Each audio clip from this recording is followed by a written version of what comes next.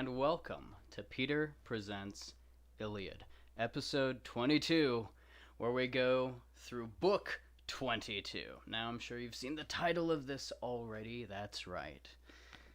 It's the one that many of you have been waiting for. So, short reminder, Achilles has chased the Trojans, and then Apollo appeared in a disguise and led Achilles away so that the rest of the Trojans could get inside the walls of Troy. And they've just arrived in there, and Achilles, who's been going on a crazy spree, just raging, full, just wrath, trying to account for the death of Patroclus, just trying to kill and avenge his friend. So,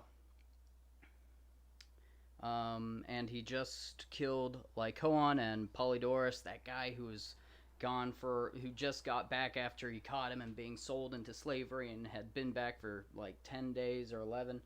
And he's just mercilessly killing everybody. Also this week, real quick, I've got a new mug as always. This one's a bit bigger because it's a Texas mug. It's got the Alamo on there. Some interesting parallels between the Alamo and Troy, I suppose. Hey, guys defending their home, all right. But with that, let us continue with Iliad 22.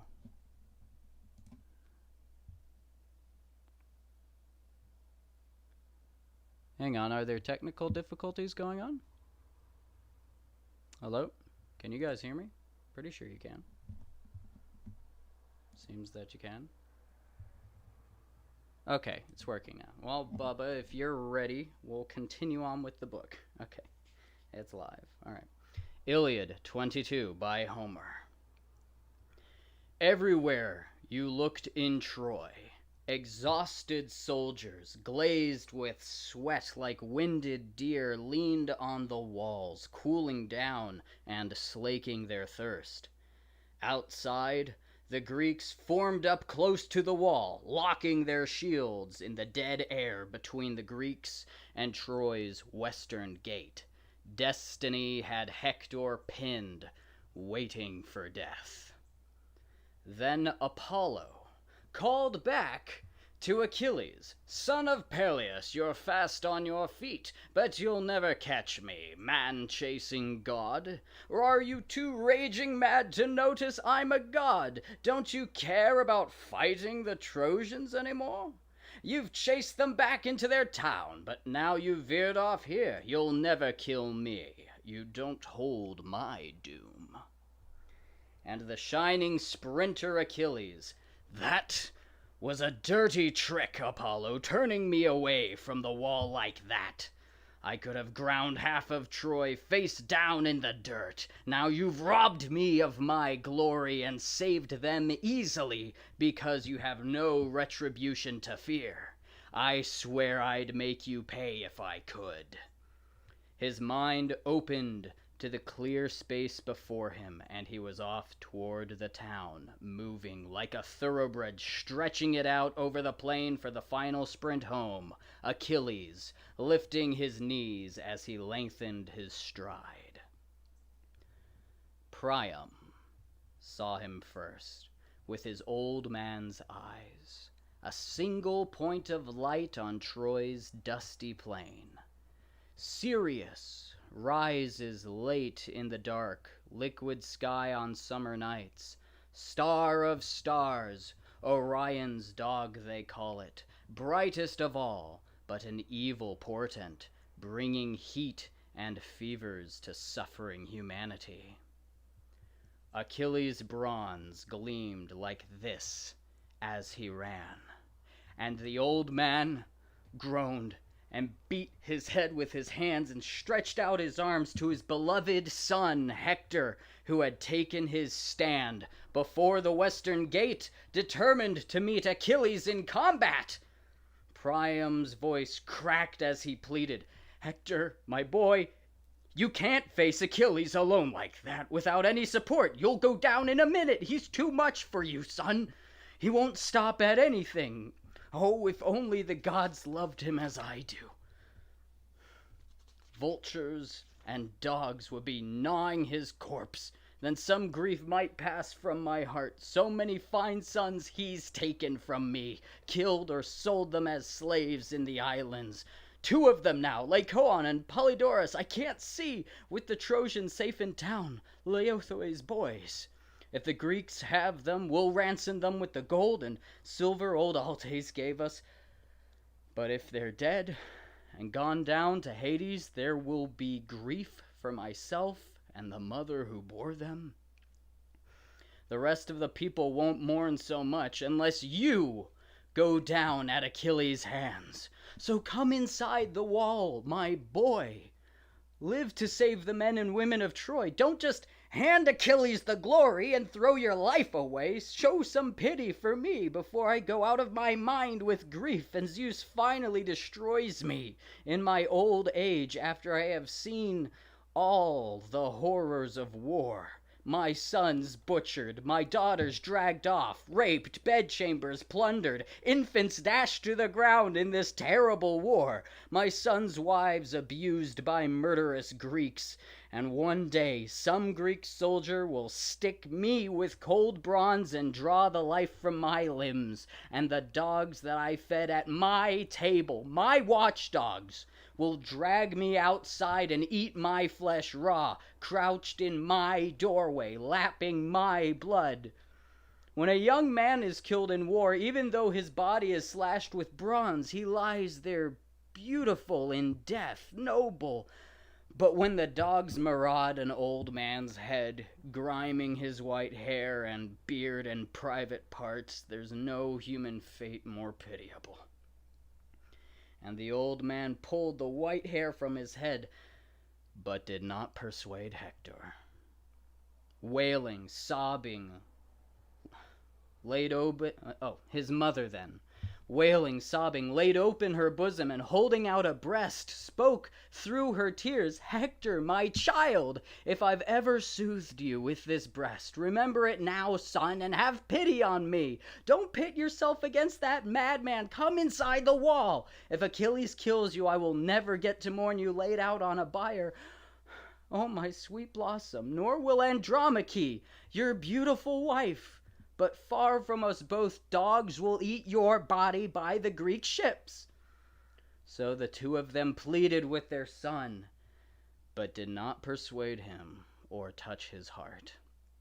Hector held his ground as Achilles' bulk loomed larger.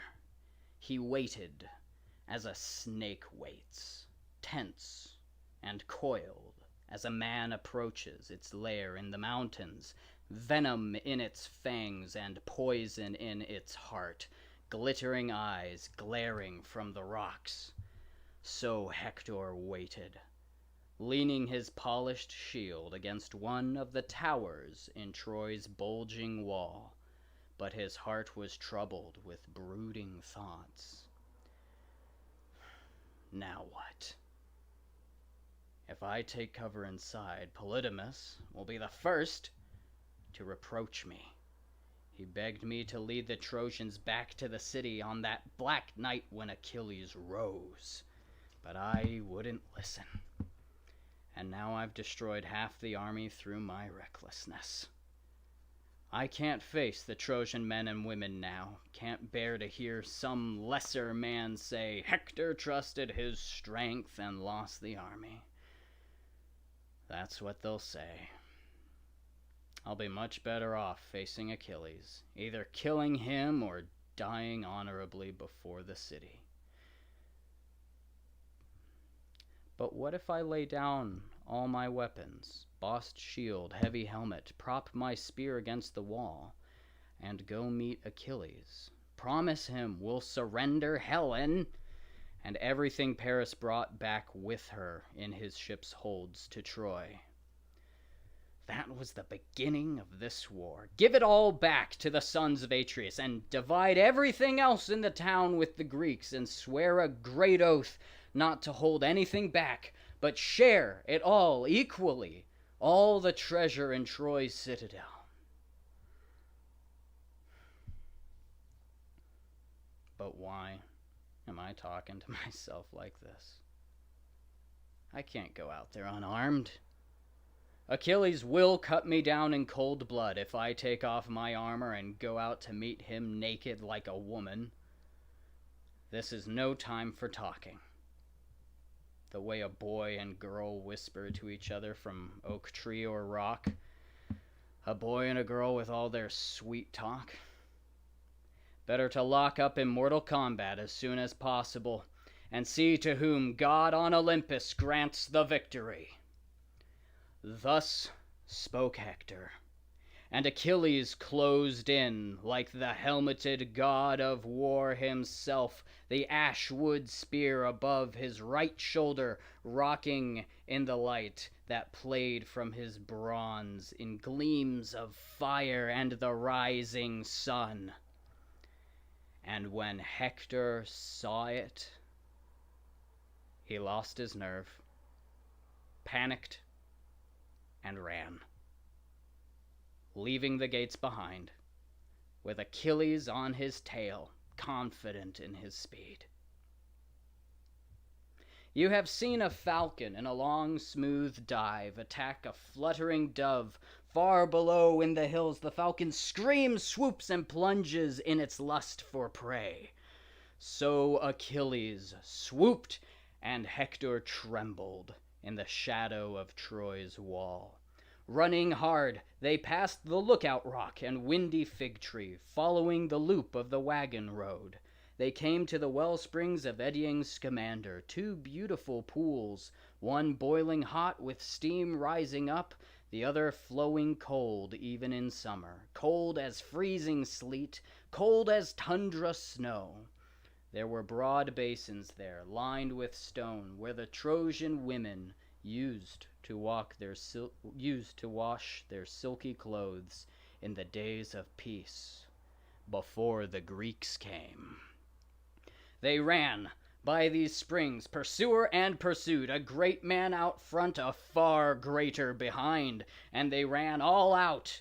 This was not a race for such a prize as athletes compete for, an ox-hide or animal for sacrifice, but a race for the lifeblood of Hector, breaker of horses. But champion horses wheeling around the course, hooves flying, pouring it on in a race for a prize, a woman or tripod, at a hero's funeral games, will give you some idea of how these heroes looked as they circled Priam's town 3 times running while all the gods looked on. Zeus, the gods' father and ours, spoke.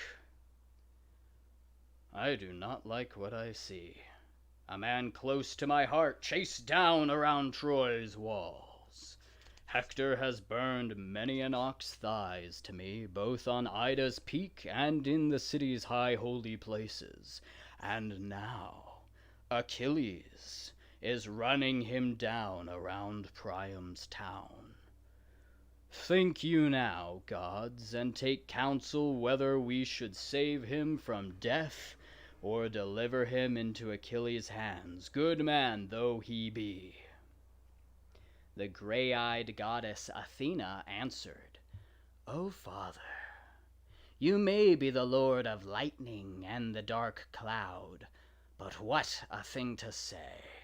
To save a mortal man with his fate already fixed from rattling death?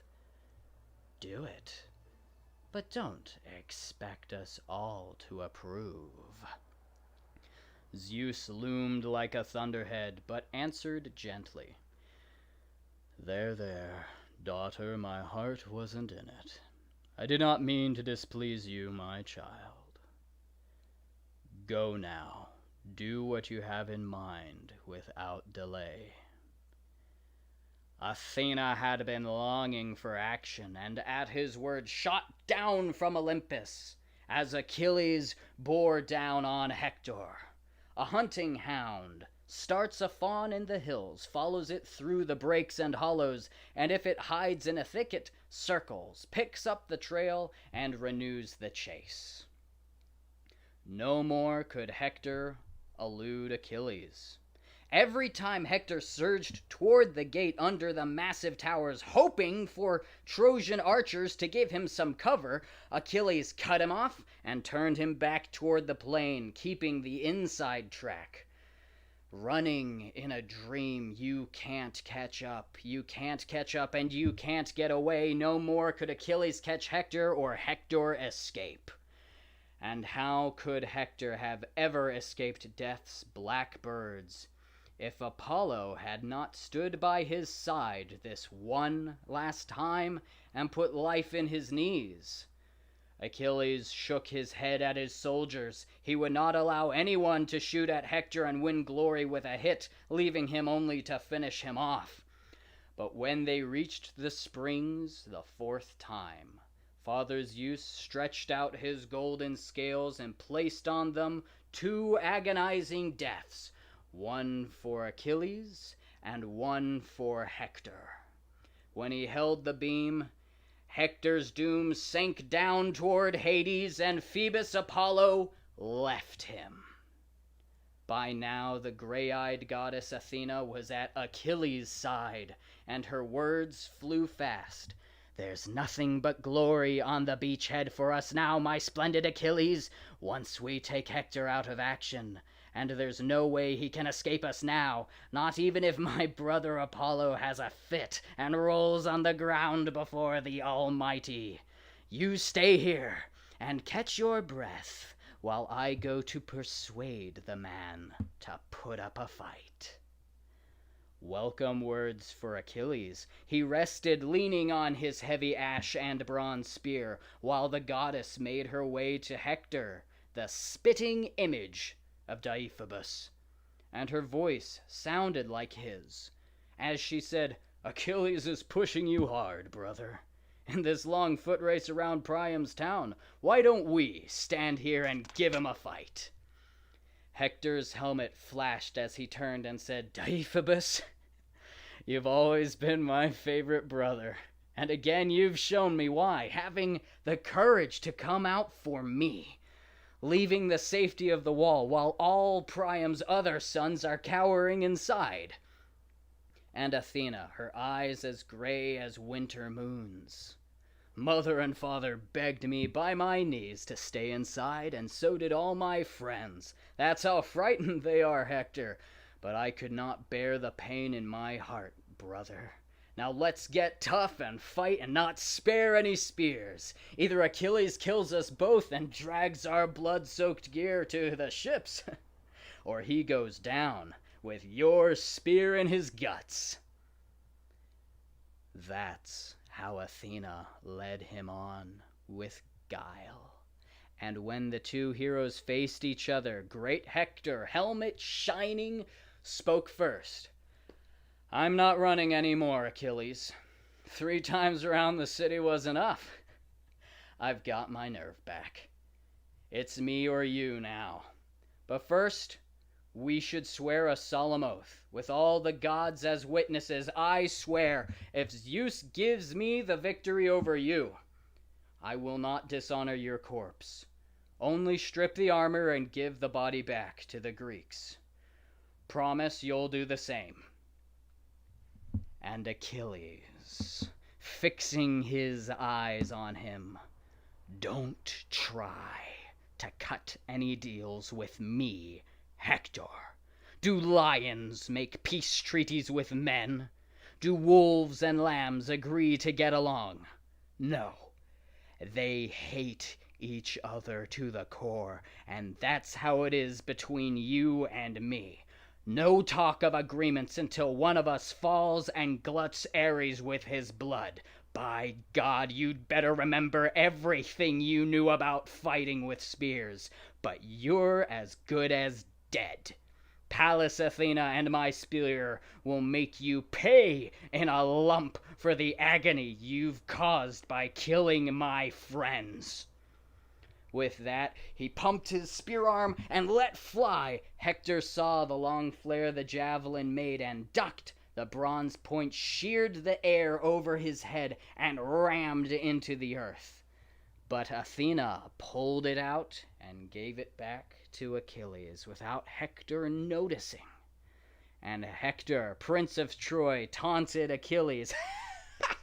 You missed! Godlike Achilles, it looks like you didn't have my number after all. You said you did, but you were just trying to scare me with big words and empty talk. Did you think I'd run and you'd plant a spear in my back? I'll take a direct hit in the chest, coming right at you. That and a god's help too to get me down. Now see if you can dodge this piece of bronze. Swallow it whole. The war will be much easier on the Trojans, with you dead and gone. And Hector let his heavy javelin fly, a good throw too, hitting Achilles' shield dead center, but it only rebounded away. Angry that his throw was wasted, Hector fumbled for a moment, reaching for another spear. He shouted to Deiphobus, but Deiphobus was nowhere in sight. It was then that Hector knew in his heart what had happened, and said to himself,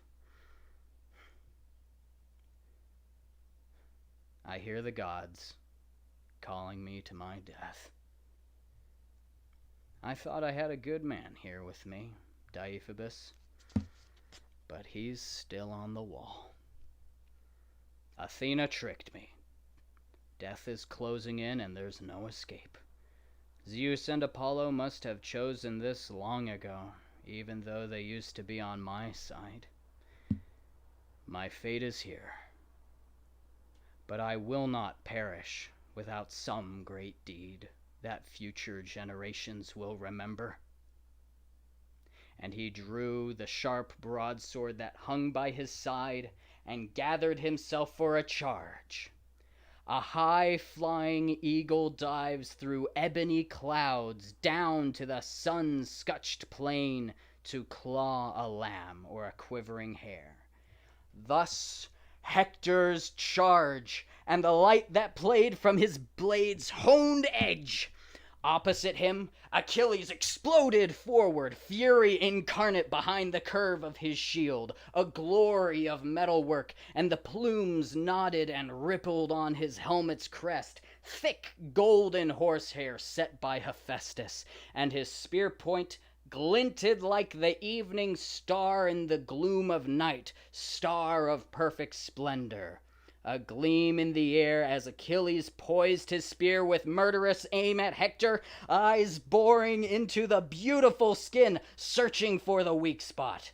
Hector's body was encased in the glowing bronze armor he had stripped from the fallen Patroclus, but where the collarbones join at the neck, the gullet offered swift and certain death. It was there Achilles drove his spear through as Hector charged. The heavy bronze apex pierced the soft neck, but did not slit the windpipe, so that Hector could speak still. He fell back in the dust, and Achilles exulted. So, you thought you could get away with it, didn't you, Hector? Killing Patroclus and ripping off his armor, my armor, thinking I was too far away to matter, you fool. His avenger was far greater and far closer than you could imagine, biding his time back in our beachhead camp, and now I have laid you out on the ground. Dogs and birds are going to draw out your guts while the Greeks give Patroclus burial. And Hector, barely able to shake the words out, I beg you, Achilles, by your own soul and by your parents, do not allow the dogs to mutilate my body by the Greek ships. Accept the gold and bronze ransom my father and mother will give you, and send my body back home to be burned in honor by the Trojans and their wives. And Achilles, fixing him with a stare, don't whine to me about my parents, you dog. I wish my stomach would let me cut off your flesh in strips and eat it raw, for what you've done to me. There is no one and no way to keep the dogs off your head, not even if they bring 10 or 20 ransoms. Pile them up here and promise more, not even if Dardanian Priam weighs your body out in gold. Not even then will your mother ever get to mourn you laid out on a bier. No, dogs and birds will eat every last scrap. Helmet shining, Hector spoke his last words. So this is Achilles. There was no way to persuade you. Your heart is a lump of iron. But the gods will not forget this, and I will have my vengeance on that day when Paris and Apollo destroy you in the long shadow of Troy's western gate.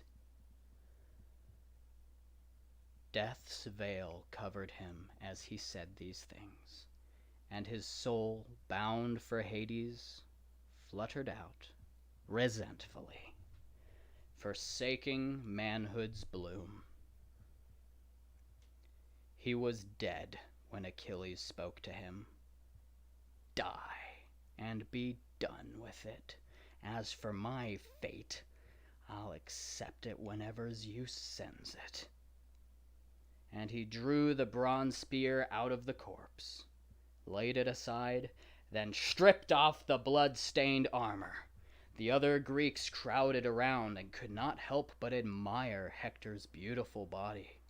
But still they stood there, stabbing their spears into him, smirking. Hector's a lot softer to the touch now than he was when he was burning our ships, one of them would say, pulling out his spear.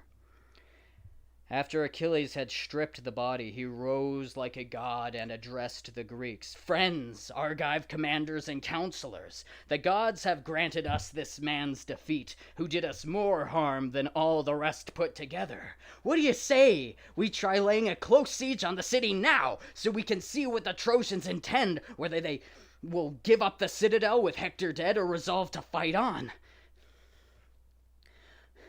But what am I thinking of? Patroclus' body still lies by the ships, unmourned, unburied. Patroclus, whom I will never forget as long as I'm among the living, until I rise no more. And even if in Hades the dead do not remember, even there I will remember my dear friend. Now let us chant the victory paean, sons of the Achaeans, and march back to our ships with this hero in tow. The power and the glory are ours. We have killed the great Hector, whom all the Trojans honored as a god. But it was shame and defilement Achilles had in mind for Hector. He pierced the tendons above the heels and cinched them with leather thongs to his chariot, letting Hector's head drag. He mounted, hoisted up the prize armor, and whipped his team to a willing gallop across the plain. A cloud of dust rose where Hector was hauled, and the long black hair fanned out from his head, so beautiful once, as it trailed in the dust. In this way Zeus delivered Hector into his enemies' hands, to be defiled in his own native land.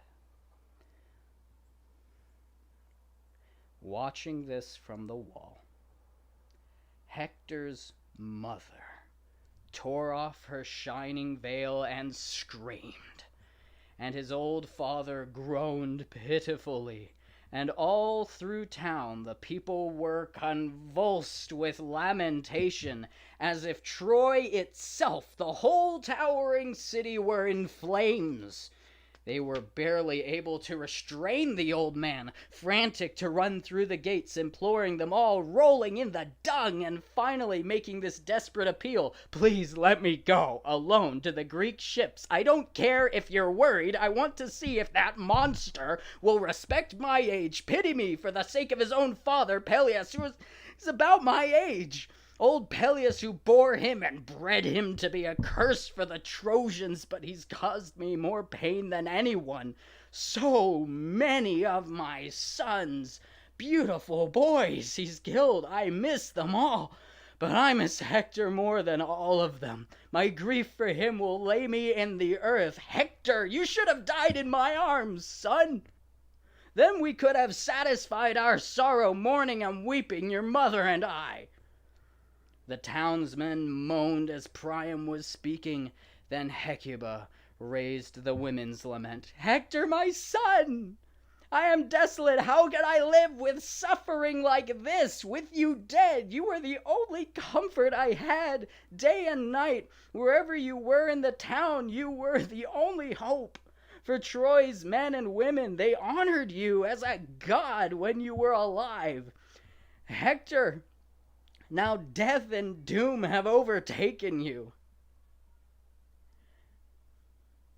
And all this time, Andromache had heard nothing about Hector. News had not reached her that her husband was caught outside the walls. She was working the loom in an alcove of the great hall, embroidering flowers into a purple cloak, and had just called to her serving women, ordering them to put a large cauldron on the fire so a steaming bath would be ready for Hector when he came home from battle. Poor woman, she had little idea how far from warm baths Hector was, undone by the gray-eyed one and delivered into the hands of the Greeks. Then she heard the lamentation from the tower. She trembled, and the shuttle fell to the floor. Again she called her women. "Two of you come with me. I must see what has happened." That was Hecuba's voice. "My heart is in my throat. My knees are like ice. Something terrible has happened to one of Priam's sons. Oh God, I am afraid Achilles has cut off my brave Hector alone on the plain outside the city, and has put an end to my husband's cruel courage. Hector never held back, safe in the ranks. He's always charged ahead, second to no one in fighting spirit." With these words on her lips, Andromache ran outdoors like a madwoman, heart racing, her two waiting women following behind. She reached the tower, pushed through the crowd, and looked out from the wall, and saw her husband as the horses dragged him disdainfully away from the city to the hollow Greek ships. Black night swept over her eyes. She reeled backward, gasping, and her veil and glittering headbands flew off. And the diadem golden Aphrodite gave her on that day, when tall-helmed Hector led her from her father's house in marriage. And now her womenfolk were around her, Hector's sisters and his brothers' wives, holding her as she raved madly for death until she caught her breath and her distraught spirit returned to her breast. She moaned, then, and surrounded by Trojan women, spoke. "Hector, you and I have come to the grief we were born for. You in Priam's Troy, and I in Thebes in the house of Aeson, who raised me there beneath wooden placos, under an evil star. Better never to have been born, and now you are going to Hades, dark world, underground, leaving me in sorrow, a widow in the halls, with an infant, the son you and I bore, but cannot bless. You can't help him now you are dead, Hector, and he can never help you.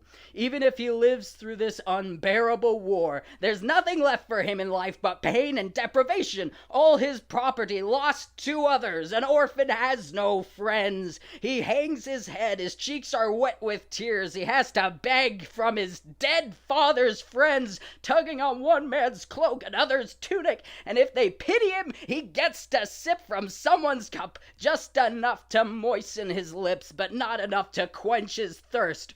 Or a child with both parents still alive will push him away from a feast, taunting him, "Go away, your father doesn't eat with us." And the boy will go to his widowed mother in tears, "Astyanax, who used to sit in his father's lap and eat nothing but mutton and marrow.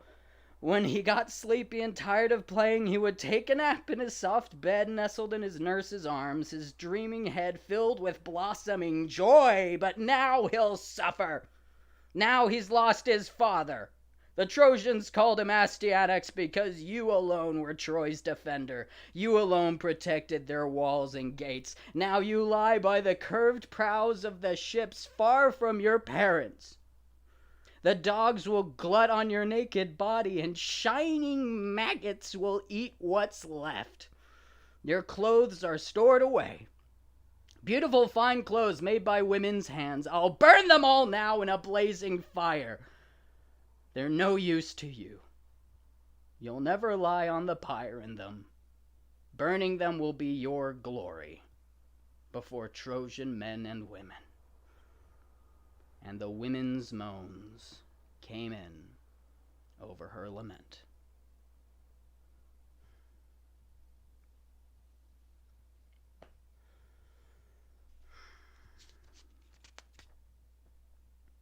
That was book 22.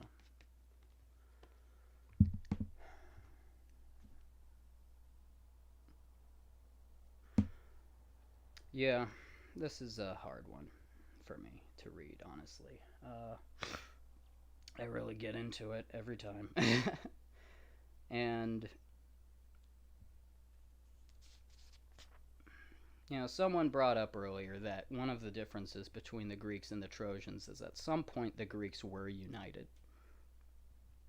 And all we've heard with Hector is anytime he does anything even a little wrong, someone's always there telling him, like, "Well, you're not doing this right. You haven't got this whole thing figured out. You aren't honoring us. You need to pay attention to this." There's no unity. It's like people respect him, but they just give him hell all the time. And then finally, what happens? He's outside the wall. Alone. No one's there with him. Everybody's like, "You should do more." Right, he's out there by himself now. Because this is what he believes. He wants to defend his home. That's it. And he, for a moment, thinks that someone's with him. His favorite brother. And Athena, so cruel, has, in disguise, his favorite brother say, "I couldn't bear the pain of you being out here." And Hector's like, "I'm glad you're with me." And then he looks and realizes what happened. He wasn't there. The pain wasn't too great for his brother to come out and fight with him. Nobody came out to help him. That was it. How unexpected is this? We hear nothing but incredible stuff about Hector. He's brave, he's strong, he's amazing. And then he gets face to face with Achilles, a moment we've all been waiting for, and what does he do? He runs. He panics. He loses his nerve. And he runs 3 times around the city. First off, amazing cardio, yeah. But not what I would expect from a hero. But that happens. How interesting is that? And he tries to get back inside, he's like, "Archers, help me out." They don't shoot. Achilles, on the other hand, wants to be alone. Hector wants help from inside. He's shut out. Achilles wants to do this by himself. He looks at them. "Don't help me. I am doing this myself." And so you've got these two. They're both leaders. They're both heroes. But that's what's different about them.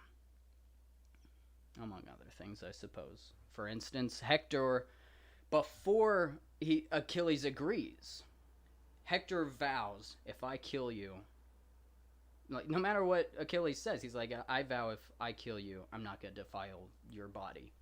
And Achilles, Gives him an unforgotten answer. And then when Achilles kills Hector, what's the first thing Achilles does? He says, let's go get more of them. Let's go get more. Isn't it enough, man? Okay? He's like, all the pain you've caused me, Hector. Achilles, do you understand what's happening here? Do you understand that the thing that Hector did to you once, you've done 1,000,000 times to people in that city? Do you realize that the woman who you were going to make your wife, you did worse to her than Hector did to you?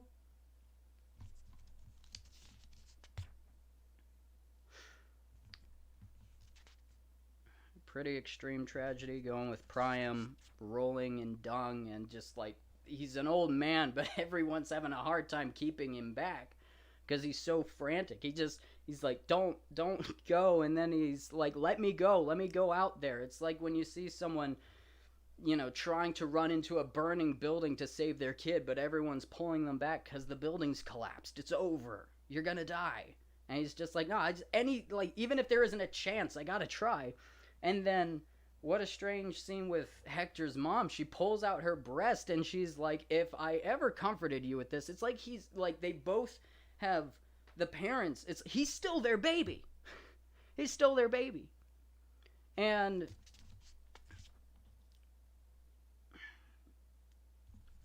he goes out anyway. He goes out anyway. And no one goes out with him. We even get to see the gods. It's like, are the gods going to come in here? And Zeus is like, no. This is what's going to happen. Even though Hector did everything right, even though Hector burnt many a thigh bone on the mountains of Ida and the high places in holy Troy. Troy is Zeus's favorite city, and then, hey, this is the best Trojan. And what did Zeus do? He let it happen. Whatever. He thinks about it. He's like, should I do something about that? And Athena's like, Athena turns into Hera for a second. What a thing to say. So, Andromache. That's the harshest part for me. Hector's wife. She's working at a loom. She drops the shuttle. The shuttle is what you use to basically weave on a loom, okay? She drops it. Clack. Small piece of wood. And she's drawing a bath for him. Oh, he'll be back. We'll just get his bath ready. He's not gonna be back for that. First thing she has, denial. Oh, one of Priam's sons must have died. She knows. Anger. Priam wants to bargain. Everybody's depressed. And Priam says the thing about, you should have died in my arms. We could have satisfied our sorrow. How is Priam ever supposed to, how is a parent ever supposed to get over their child dying? But he can't even bury him. Can't even burn him. His parents are like, we won't get to. Look, we know you're gonna die probably, but listen, we have a dangerous job, but we can't even do this for you.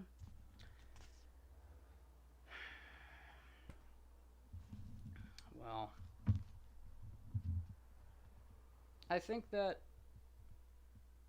there's a lot to be learned from a lot of these characters.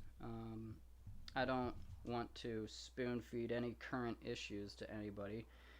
I don't think it would be that controversial to say a lot of people are mad, and I'm not sure a lot of people have an idea on how to be satisfied, because speaking as someone who literally has a lot of experience with fire, fire is fun, it makes you feel good, but the problem with fire is it makes you want to build more fire. It doesn't satisfy you, and apparently Achilles' revenge is like that. Once he kills Hector, he's like, Zeus has granted us this man's death. It's like, not Zeus has granted me, us. He's already barely cares that he killed Hector. He's like, let's kill more of them. All right. So Achilles, as far as I can tell, is And there's so many things here. It's not just my delivery, okay? Like there's the words in here where it talks about Hector's beautiful head and all that. I'm not reading this like I'm not over sympathizing with Hector. That's the text. So, and the different words and the way the gods look at even Achilles and what he's doing and stuff is, I mean, obviously the gods take sides from time to time, but there you go. Okay, time for chat. Okay. So we start off with people saying like, let's get ready to rumble. I hope we did.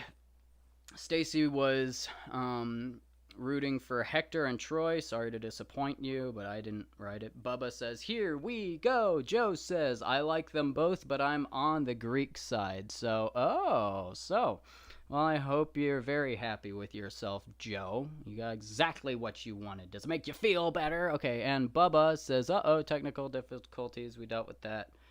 Jess seemed to be upset with the technical difficulties, and then Bubba says, okay, it's working now. It's fine. Joe says to try reloading the page. All right, so apparently you guys had some internet issues, but it was fine. People can hear me fine. Good. Okay. Yeah, universal Stacy says, why am I talking to myself like this?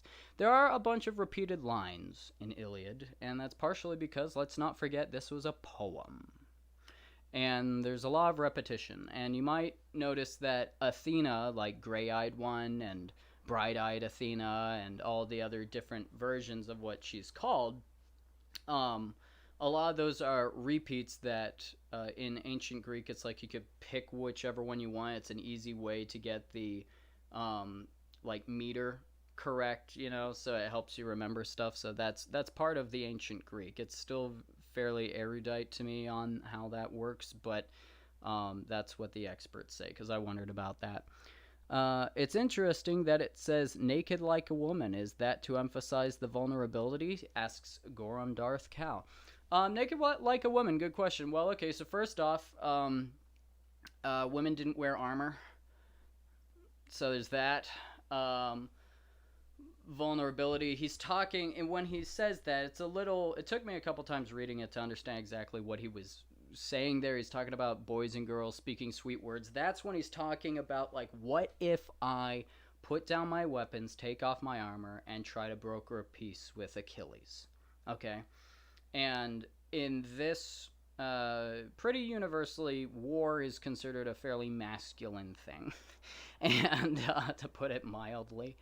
Although it, of course, affects everyone, just like peace affects everyone. But, yeah, that his comment there was more like that.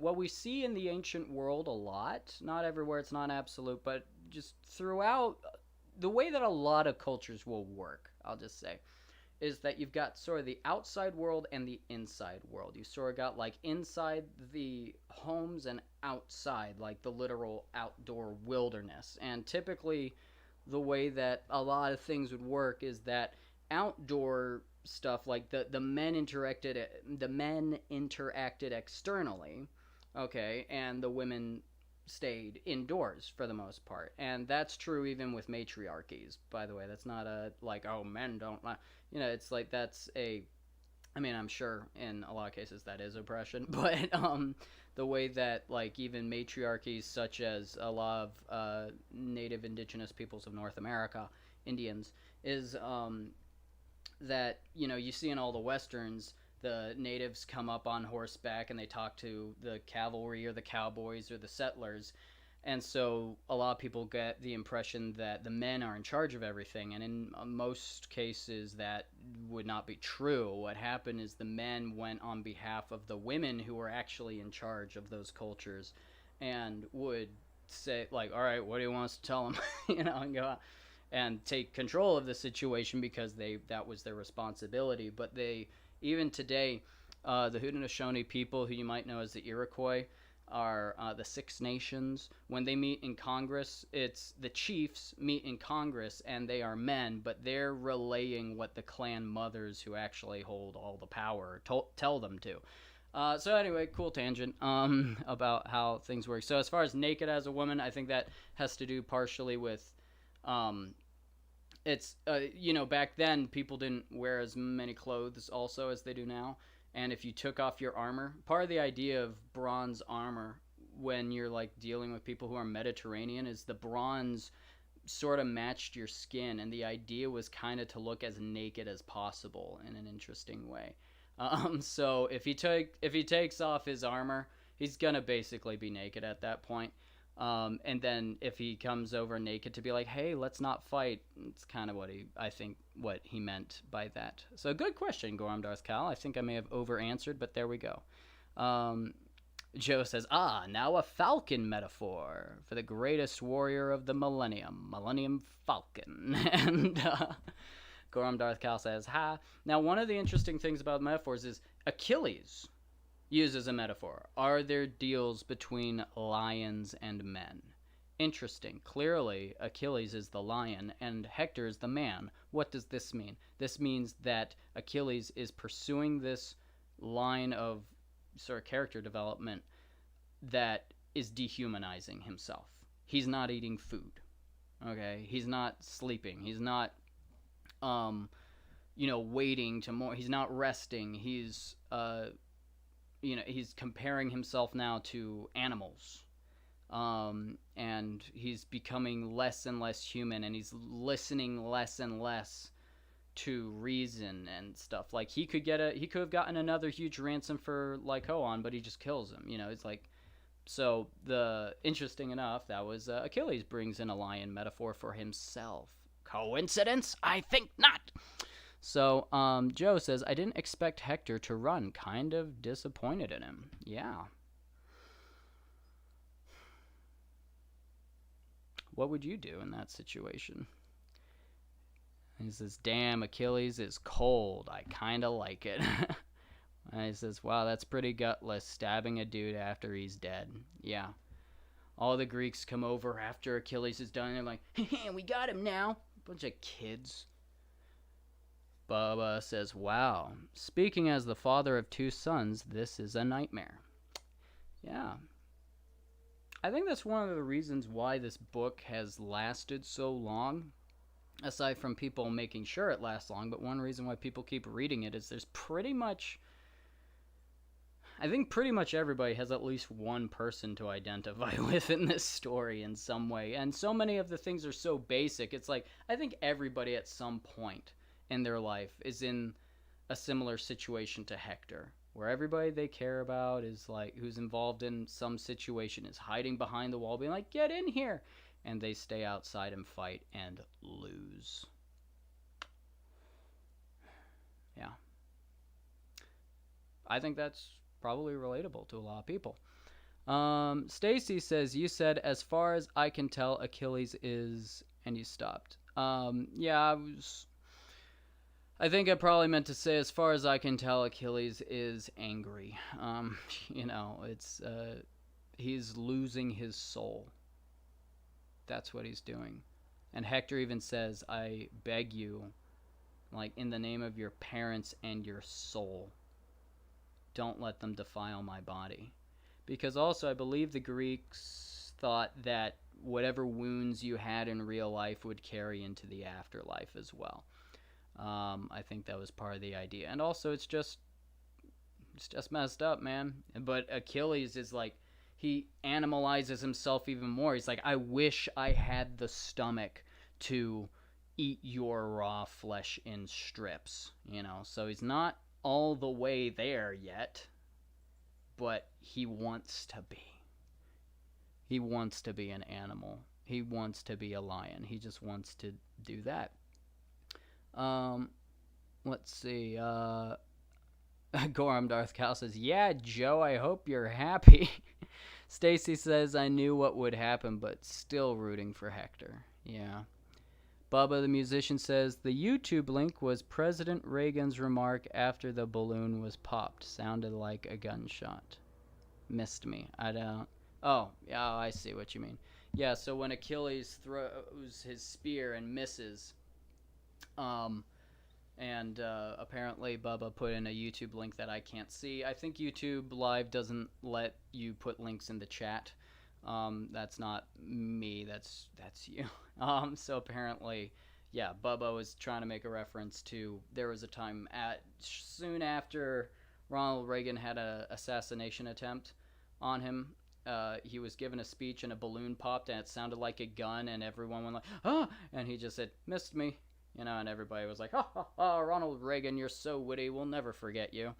And so that's the way that went. Yeah. Well, I think that just about wraps it up for book 22, and what a book it was. But we're not done. And we haven't even gotten to, well,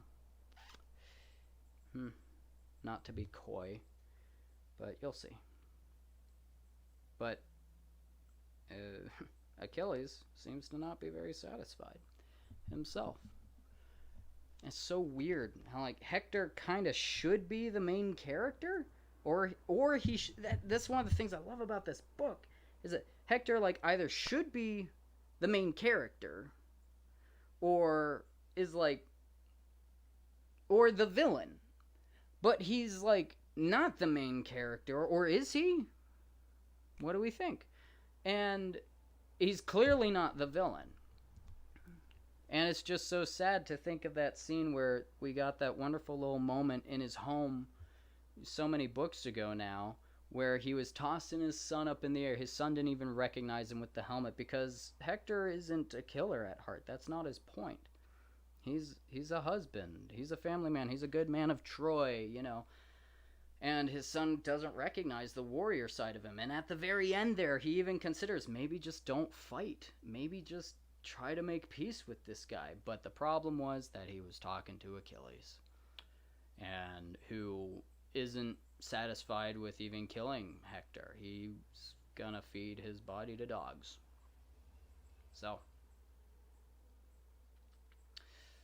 interesting hero and interesting main character. I wonder why we're focusing on Achilles.